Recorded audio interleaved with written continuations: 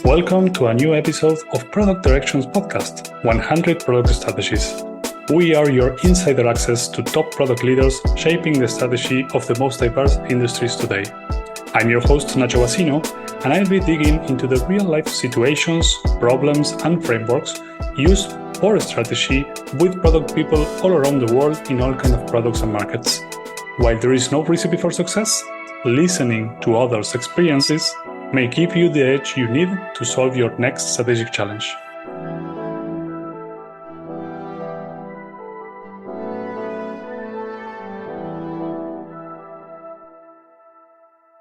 Hello and welcome to a new episode. Today I'm really happy because I'm with Iryna Struk, and she is a product lead with, I would say, many years of experience leading products in startups, but also with some interesting experience in larger companies. So that might be interesting to get that perspective as well. But also, more importantly, for me as a person who is really involved in the product community, she's the organizer of Product Tank London, which I would say is probably one of the, if not the largest local product meetup in the world, and a very ancient one for if that counts. But yeah, very, very proud of the work you are doing in that community. But Iryna, welcome to the show. Yeah, no, thanks for having me. It's a pleasure. Maybe to introduce you a bit better than what I did, can you give us a few words about yourself and what you have been doing lately? Yeah, definitely. But that was a very nice introduction, so thank you very much for that one.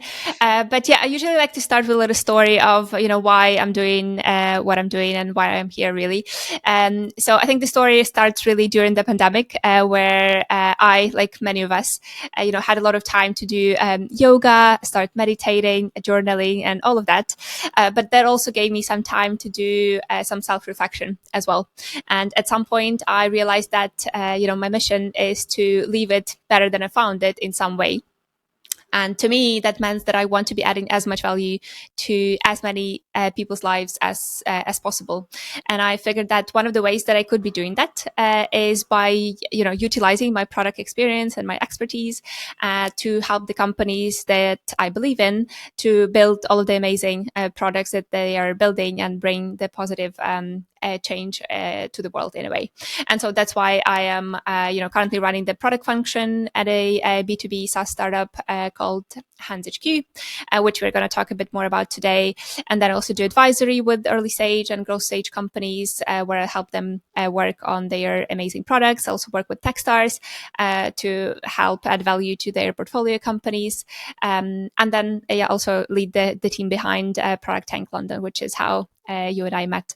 It might sound like a lot of things happening at the same time, but I feel like it really helps me bring as much experience and as much opinions to, and help add value to the people and companies I work with. Yeah, perfect. I think that's. I feel very close to that mission. I think that, as you said, the combination of things you are doing probably helps you have more impact towards that mission. Since we have a special topic today, or not a special topic, but we will discuss strategy in a very interesting context, maybe we can start by kind of bringing what your company is doing to the table and the situation you're facing or what you were facing when defining this strategy. Yeah, definitely. So at HandsHQ, we have two B2B products. So one product, the main product, has been out there for about 10 years now, I guess. And it's a risk assessment software for any type of high risk work. But usually our customers are in industries like construction, civil engineering, defense, facilities management, and similar. So this product was probably one of the first ones in its niche in the UK. So we are quite happy with being one of the leaders on the market, and the product is growing at a good pace. So we are quite happy with that. And the second product was launched, I think, around probably 3.5 years ago. And it was initially a feature or sort of like an add-on on top of the first and main product. Customers loved it. And at some point we decided to make a separate product out of it. So that's how we are now working with the two B2B products. So the second product is more in HR tech, I'd say. And the first one is, risk assessment. So mainly construction tech industry. Perfect. And maybe to complete the background, you are working on these two products is to I won't say to market because probably the market has some agency, but these two products with the same team. So that's kind of the strategic challenge is around how we kind of invest the right amount in each of those, right? Yeah, exactly. So it's one team, a fairly small team as well. So we are trying to split the resource. And also it's worth mentioning that because these products are quite adjacent, so we like our target audience is a little bit different, but also quite similar in the same way. So it's mostly the same types of companies that we work with because, everyone says, focus on serving the same client. It's going to be so much easier when you build the product. And I feel like that's really true because we already knew what people wanted, or we could connect to, other departments in those companies to understand their needs better. So I feel like launching the second product was a lot better rather than if we started from, a whole separate idea in a very different market. Yeah, perfect. So that's from a business perspective, seems a reasonable expansion strategy. But maybe to get it from your product perspective, I will start with my typical initial setup question, which is when were you facing this? We need to come up with a strategy. I'm not sure if you have planning cycles or any trigger for starting to create the strategy, and maybe what was the first step that you did when you realized that you need to create this new strategy. Yeah. So I think when I just joined the team, I quickly realized that, we have a limited resource. We have a fairly small team. And then we have these two products that we need to be taken care of. So, like any good startup, a lot of challenges, which is always makes it a lot more interesting. And I remember some of the key challenges at the time were, we had a lot of feedback about the first product because it's been out there for many years. We have thousands of customers. So we get quite a lot of feedback about it. And, people are requesting different features or, can we do this or can you help us do that better and things like that. And then the second product was still pre-product market fit.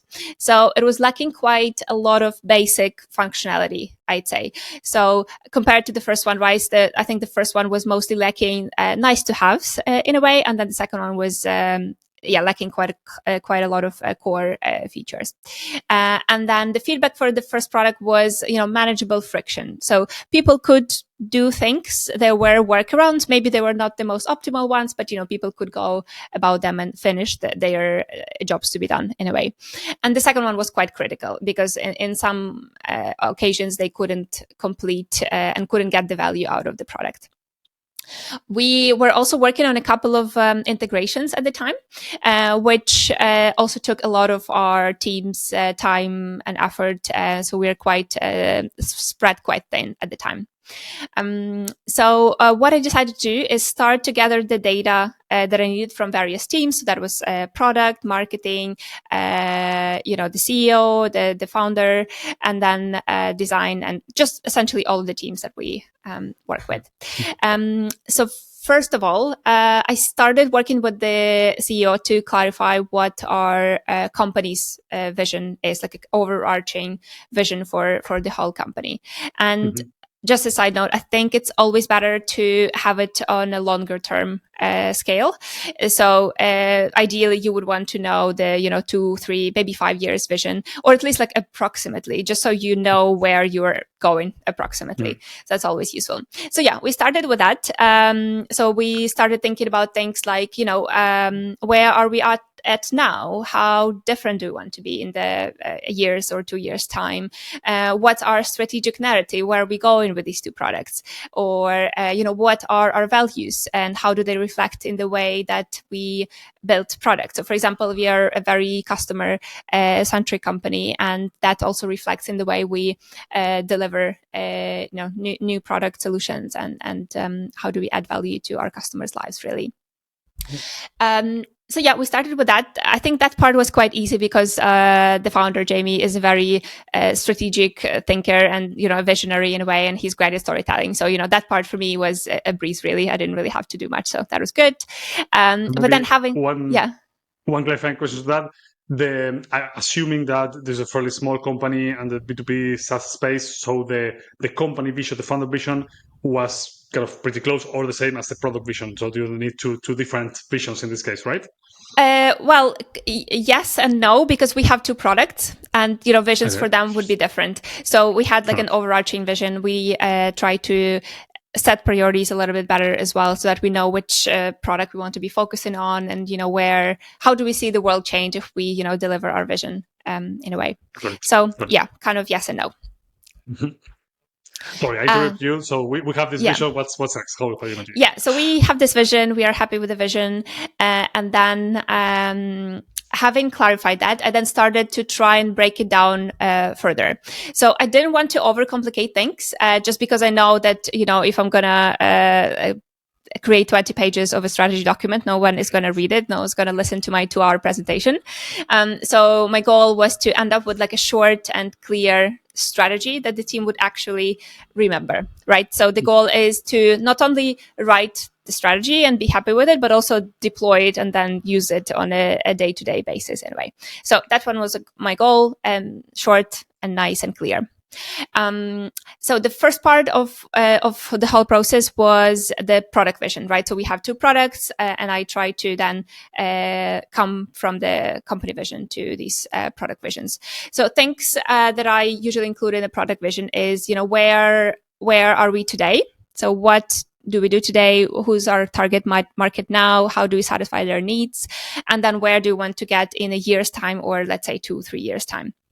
So what problems do we want to be solving for what audience, right? Because sometimes your target audience also changes if you're going up market or down market, or, however your strategy is leading you. By the way, yeah. in these sort of decisions, where are you collecting them? Is this an artifact? Is this a mirror board? Is what sort of Yeah, that's a very, very good question. Yeah, so it depends. I think it changes every year, just because I try to do different things. For example, last year it was Miro. So we started gathering all of these artifacts in Miro just because it's easy to use it. It's very flexible. You can visualize things and stuff like that. In the past, we've also involved our designers. So we had very nice visuals in Figma, and then we made like a little presentation out of it in Google Slides. So yeah, really depends. Sometimes I also use a spreadsheet if I wanted to just use text without any visual elements to it. Okay. What do you use usually for strategy? Yeah, for strategy, I will tend to say I use kind of sort of document first to kind of condense the storyline, and then try to make it into a visual artifact. So exactly what you said. Maybe this document is for a core group that is really thinking through the strategy, but then you need to deploy it with something that I usually call a one-pager. The one-pager can take many forms, but it's something that's a summary of your ideas that you want that people can keep fresh in their minds. Yeah, exactly. So I guess for us, we usually start with like a whiteboarding session. And then based on the whiteboarding session, we would then maybe use Miro to just copy it there. And then it could be, Miro for a little while, and then potentially a Notion one-pager at the end as well. So yeah, quite similar, I guess. Sorry, I interrupt you again, but when maybe just to pick up the thread from there, you mentioned before collecting thoughts from different areas, and now you mentioned this whiteboarding session. What type of information are you collecting in this initial phase of the strategy? Yeah, so I think with the whiteboard, it comes a little bit before then. So once we have a company vision, again, we tried to experiment with this. For example, last year we had this whiteboarding session where we had a couple of people in the room, and then we just brainstormed ideas how we can then address this vision in the longer term. So this was a more strategic thinking. This was a 3-year vision that we were working on for the product, and that the outcome of that was the high-level wireframes of how the product would look like in the future, in a way. So we try to think unlimited in a way, so not to be constrained by the knowledge that we have limited resource, we don't have this, we don't have that. We try to think on a larger scale at that point. Love it. So model of a storyboard, still on some sort of vision type for the product. That makes sense. Yeah, exactly. Yeah, something a little bit more inspiring than when you're constrained to, we can't do that because we don't have the resource, or So once the product vision is has a little bit of a draft state, I then quite like putting it in a story, or like creating a little memorable storyline around this that communicates our vision. Just because I feel like stories are a lot easier to remember, right? Instead of having like a one-liner vision, as people sometimes do, I quite like creating a short, like 5-sentence story around this, just because people tend to have more emotions around stories. So my go-to is creating a little story around this. So that's what I did as well for 2 different products. And then after that, that gives you a good start to start thinking about the strategic themes, or some people call them pillars or intents. Whatever works for you, really. But we call them pillars or intents sometimes. So it can really differ. So for example, for us, it was we wanted to move up market with one of our products. And also for the other product, for example, we wanted to explore the in new geography, international opportunities, because we were a UK based company and we were mostly serving the UK market at that point. So these were, for example, 2 ideas or strategic narratives, as we call them, to trying to move up market and explore new geographies in a way. So essentially that gives you a good direction as to where your product is heading, and then that also gives you a good understanding of what the outcomes could be once you have achieved this, right? So for example, you could say, we want to close 5 deals in the next year in Australia, or onboard 3 enterprise customers with a deal value of this amount of money. In a way. So just make it a bit more specific as well as to what you're trying to achieve. And then that gives you a good understanding of what are the problems that you could be solving in order to get there. And what gaps do you have in your product, right? Because if you want to expand into new geographies, that's the whole other direction, versus if you wanted to dig deeper into the current market. Yeah. And quick question there. You expressed that you selected this intent on this pillar, but how do you select this one versus the other? So because as you clearly say, you have one or the other to address. So how do you select? Yeah, so I think it again comes from the vision first, and that also is a part of this collaborative workshop that we do, where we decide that this is where we want to be in 3 years, and in order for us to get there in 3 years, right? Year 1, we have to expand in Australia, for example, and then year 2 could be this, and that. So having that longer term understanding, you can then break it down into more specific goals on the way. Perfect. And then once you have the goal, let's say, hey, we said that we since our vision is to be more international, the first step should be to expand to Australia. How do you actually start mapping the things that you need to capture, or the problems, as you said, the problems you need to solve to be able to grow in Australia? Yeah, exactly. So that's where the first part of understanding where we are at today comes in handy, because, now we are here, our product can do A, B, and C, right? And then we want to get there. So you have like these 2 points, and then you understand, what do we need to build in order to get there? I think based on that becomes pretty clear as to what you have to be building in a way. Yeah, perfect. The other side of it is, how do you then prioritize all of this, right? Because usually it's a very long list of things that you should be adding. So that's another part of it. Yeah, now you pique my interest, but let me first try to clarify the initial phase. So we started with the vision, so the company vision from the founder. We then built some draft version at least of the vision for the product with some storyline. Love that. And then we decided this is a strategic intent. If we want to achieve this in 3 years, and I guess this is a discussion, right? So say, assume that some will say this versus the other, and then there will be some discussion to clarify what we can pursue. Maybe on that part, how do you feel so I have 2 questions, actually. 2-part question, probably are similar. Sure. But the role of product in that discussion, because there maybe growing in Australia tends to be more of a business discussion, or at least a multidisciplinary discussion. So what's the role of product? And maybe similar in the same direction is, how do you show the trade-offs? So saying, hey, we can grow in Australia, or we can make the product, or can penetrate the current market. how you shaded this trade-off in the two options. Yeah. So I guess the best way to answer this is that if you have a goal, right, to for example expand into Australia, then you might have a couple of ways to get there, right? A couple of solutions, let's say. And then what I like to do is create a business case in a way around these three solutions, right? So that we can, evaluate each of these options that we have and then see which one will have a higher ROI based on the numbers that we get at the end. So we tend to do that for quite a few of our main game changing ideas, and then if we have alternatives, then we would also do them and then try and evaluate which ones is the best. Love it. How or where do you collect all this? You mentioned before, this is a long list of things because you essentially were just describing is a prioritization and how we select based on priorities. Yeah. But you said this may be a long list. So the first question is, where do you collect this long or broad topics that you can pursue?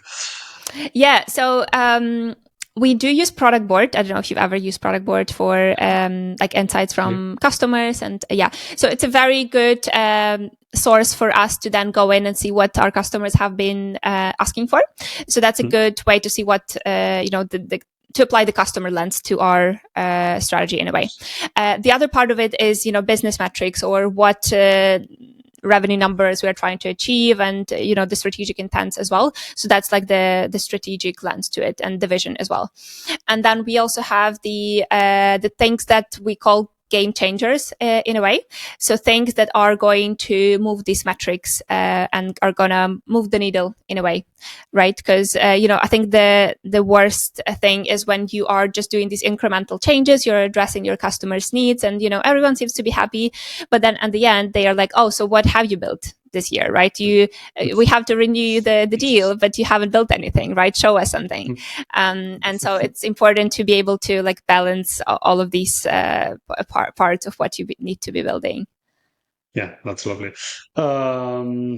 But maybe I think this leads to the core of the discussion here, or the complexity of discussion, because you mentioned the customer lens, you mentioned the kind of the strategic lens, but there is a balance component saying, hey, we want to expand this or kind of perfect this new product, and also need to work on innovation or product finding product market fit for the other one. Yeah. How do you actually put this into the priorities? Yeah, so it's a trial and error, I'd say, way of doing things. So we have tried multiple things. I'll try to cover a couple of them. So I remember once we tried to do bucket allocation in a way. So we are like, okay, so 50% of time we are going to work on strategic features, and then 20% of time on customer satisfaction features. And, we try to bucket them into little groups, which was a good idea in the beginning, but then to be honest, it's very difficult to track how much time do we really spend in each bucket, and then if it spills over that bucket, right, what do you do then? Do you stop working on that feature if you haven't finished it on time, or do you say no to the rest of it and then you keep doing that? So it was challenging for us to keep track of it. I know it works for some people, but for us, it just didn't. So we didn't pursue that idea the following year. What we are trying to do now is just being very clear with the strategy. So, for example, if we are prioritizing this product this year, that means that, okay, we will allocate some time to work on the other product, but our focus is, to keep our market leadership position with this product. So this is what we have to be doing this year. And that makes trade-offs a little bit easier to make, I'd say, because you know that this is where you should be focusing in the next year, for example. Okay. Then if we go back to the, let's say, the selection that we were doing about the strategic pillars, then we're saying if we were focused on this product, probably it's more about, for example, in this case, the up market strategy than the expanding into Australia strategy. Well, exactly. Okay. Yeah, Okay, exactly. And I think that works really well for us because we have a single team, right? We are not splitting into two different teams for two different products. So for us, that's the trade-off we have to be making. If this was a different setup, right? If we had two separate teams, that would work differently. And exactly. Teams would have their own strategies at that point. Yeah, that makes sense. do you feel that by having these two focuses in one team, I won't say distracting is not the right word, but what I'm trying to ask is about the cost of the context switch that the team may have from kind of changing from kind of one topic that may be completely unrelated to the next one. So how are you handling that? I think it's more Yeah. tactical than strategic, but maybe that's a relevant question. Yeah. It's also a tactical question. And also what's important to understand that most of our engineers are full stack engineers. So we want them to be able to work on any part of the product versus whether it's the first product or the second one, and then also be able to do both front and back end for it. That's our strategy now. I think if we grow larger, we might revisit it in the future. But with the current team size, I think that's the optimal way of doing things. Just because, if you have a small number of team members and somebody goes on holiday and then you can't deliver the front side of things, it's not particularly great, and it's not going to help you move faster. So yeah, I feel like it really depends on the size of the team and the goals for the year. That makes sense. I will assume that also that decision has a cost in terms of, say, I will training all engineers to be able to do both things or Yeah, focus on onboarding products. takes Exactly. longer Yeah. than exactly. Okay. And Can also imagine. context switching is an interesting question as well, because we tend to have a couple of people working on the feature at a time, but sometimes if we want to be working on a couple of things at the same time, it has to be like a single person, right? And because they are a full stack professional, they would be able to deliver the whole thing, but the question is how long it's going to take them. And then also, depending on the seniority, there should be someone else who would be doing all of the code reviews and making sure that everything is on track. And for that person, the context switching is a huge issue, just because during the day they have to be thinking about so many things at the same time. So yeah, it's also something that we experiment with all the time as well, and just seeing what works best at this point of time. Yeah, and actually, I didn't think about this topic, but in the book Team Topologies, the authors talk about I'm not sure what's the terminology they use, but it's basically the complexity of the understanding of the product the developer needs to have. And as you have more specialized teams, this complexity of the problem is reduced, so they can be more focused and more agile, but faster on the domain they are working. But as the domain is more complex, then it's more cognitive load. That's the term. The cognitive load for developers is higher, so then things start to kind of be either a bit slower or a bit more complex to solve. It's Yeah, exactly. And I think that's why a lot of companies at some point they try to create these product pods or smaller product teams as well, which makes sense as well. Got it. Maybe going back to same on the team division topic, but going back to a bit more of a strategic question, how do you perceive the team? I would call it motivation, for lack of a better word. But for example, what I tend to assume, kind of putting into the table my own interest, is that teams working in a 10-year product may be less motivated than the ones working in a newer product that is trying to fight for product market fit or whatnot. Is this something that in your either your vision or your strategy plays a role? I wouldn't say so. I know why you're saying that. I can understand why you would think so. But I think because we have a lot more customers using the first product, there are quite a lot of interesting things that we could be addressing there. So it's that we have the core, it's working, it's great, but then there are these like innovations that you can keep coming up with for the first product versus the second product, where there is a lot of like core functionality that still needs to be addressed and built. So yeah, I wouldn't really say so. I think there are interesting challenges in both products. And we also tend to do quite a lot of integrations as well, just because at some point we realized that a lot of our customers use our product alongside a million of other digital products. And ideally, like a lot of people want to have one tool for everything, right? And we don't want to be that company, like a Swiss Army knife. So our strategy to address that is to be able to integrate with many applications that they are using. And so that's, another side of us being able to be integrated into the ecosystem of other products our core customers are using. Yeah, got it. So Now I'm going back to this. So I went deep into the team topics. I will kind of go back to the strategy. Sure. Yeah. Zoom in, So zoom out. Yeah. exactly. Yeah. Maybe summarizing the storyline where we're at. So we started with the company vision, then we created product visions, then we selected the most important challenges, and that's through the diagnosis that you selected with some business cases to see whether the key focus areas. In this case, on the balance topic, you say, okay, we will focus on one product per time.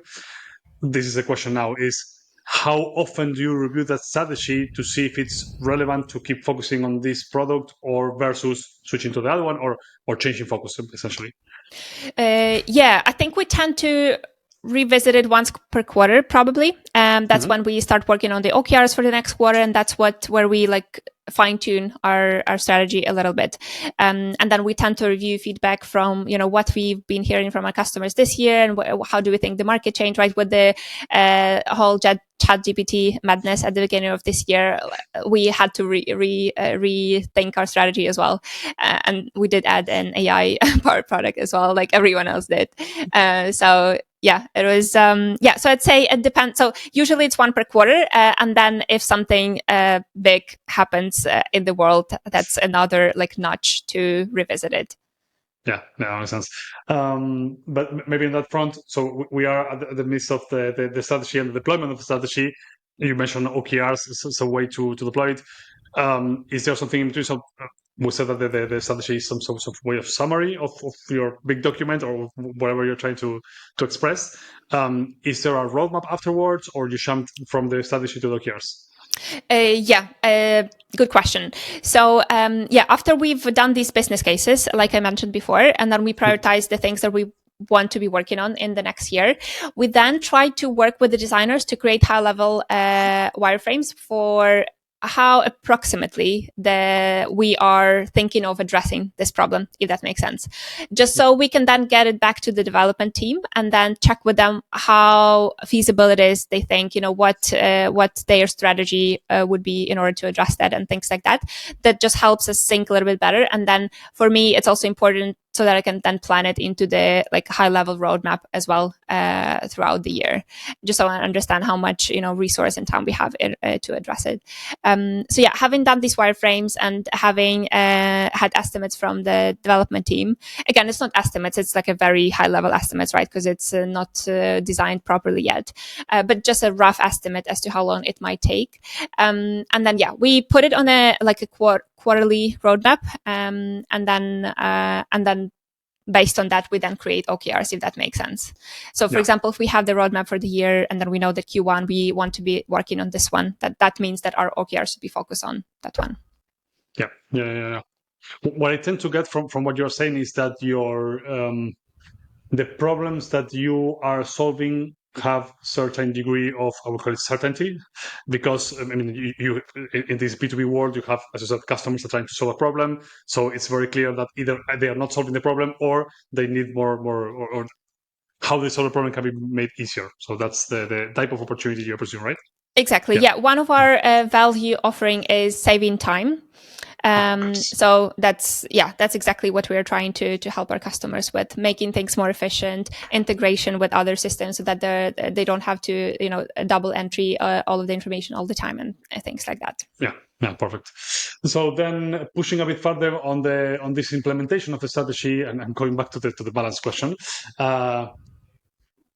I will tend to imagine that in reality, this balance, I would say we will focus on this product, is easier to make the strategic decisions. But then when you are kind of playing the game during the year, you will receive a ton of customer feedback and sales requests or whatever, and it will get a bit messier. So how are you handling that a bit on the more tactical level again? Yeah, good question. And I think it also depends. So the more upmarket you go, the more your customers are demanding from you, right? Because they expect you to be doing more for them specifically versus building the product, if that makes sense. So yeah, it's a fine balance, and it's a lot of balancing exercise. I think what works for us at the moment is we always leave some time in the sprint for ad hoc work.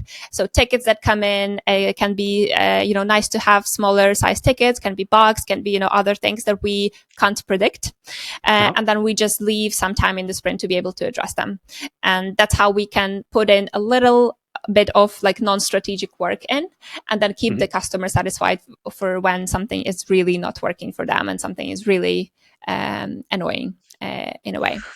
Yeah, got it. So essentially, going back to the backend discussion, you're saying X% of the time is for strategic work, and then the other X is for the, say, day to day.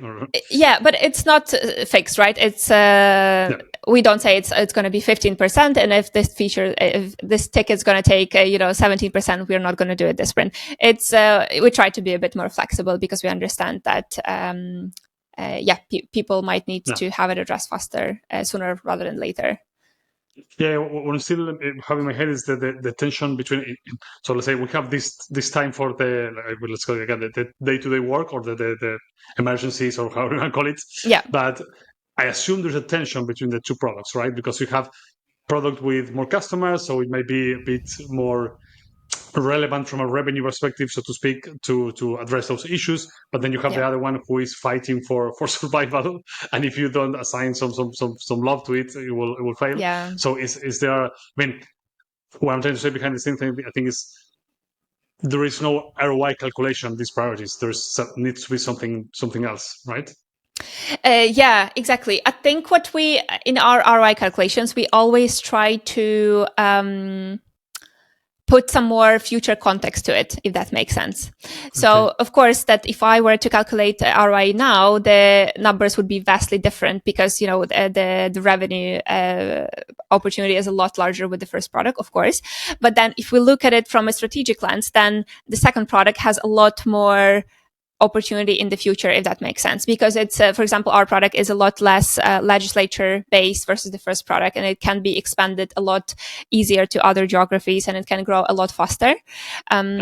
So having that that's where vision comes in handy, right? Because we know that in 5 years we want to be there, and of course we are not there yet, but this product is easier to grow. That's our assumption.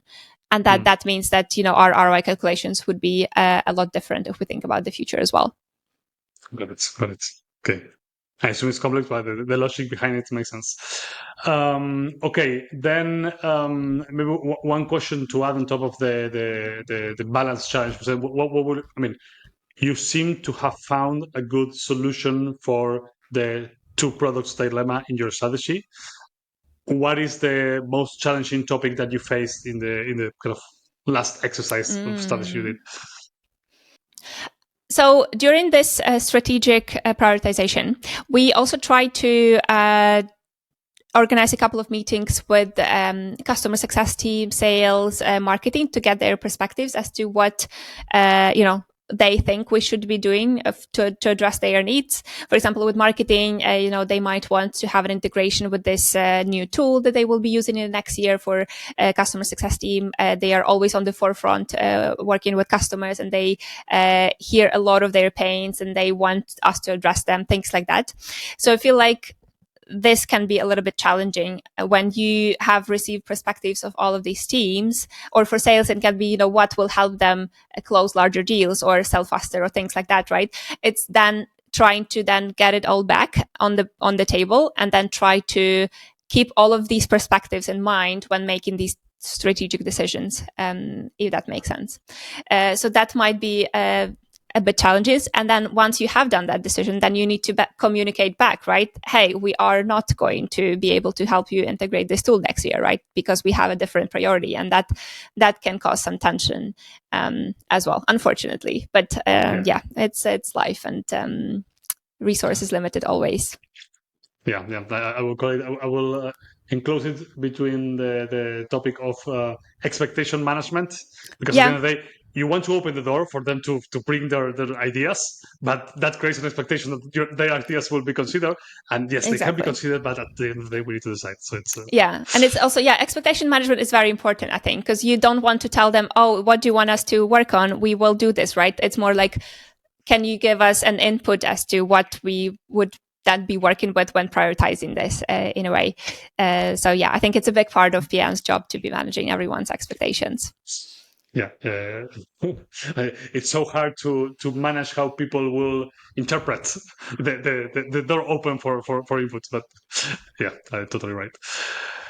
All right, this has been wonderful. We have gone through all the process.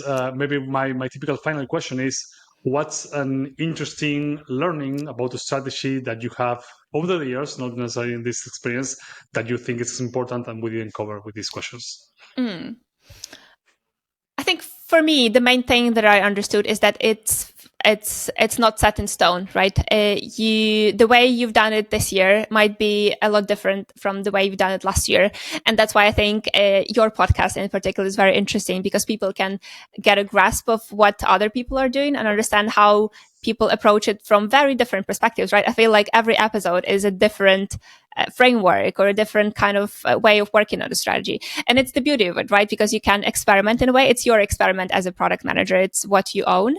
And it's really great to be able to try different things and then see what works and then fine tune it and then maybe change a little bit further down the road and then just keep improving it. Like building a product in a way, right? It's building your strategy as well. It's an iterative process, and it's always very interesting, and I love doing it. So yeah.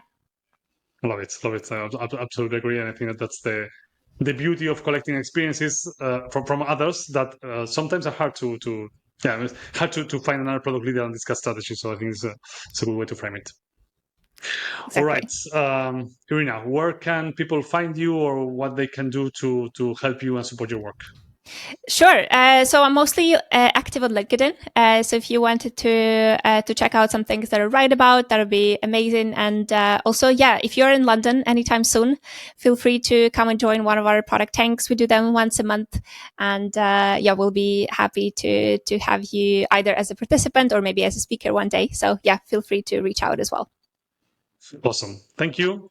And it has been really wonderful. And thanks for all the insights you shared. Thank you. You too. Cheers. I hope you enjoyed this episode of 100 Product Strategies, the podcast by Product Direction.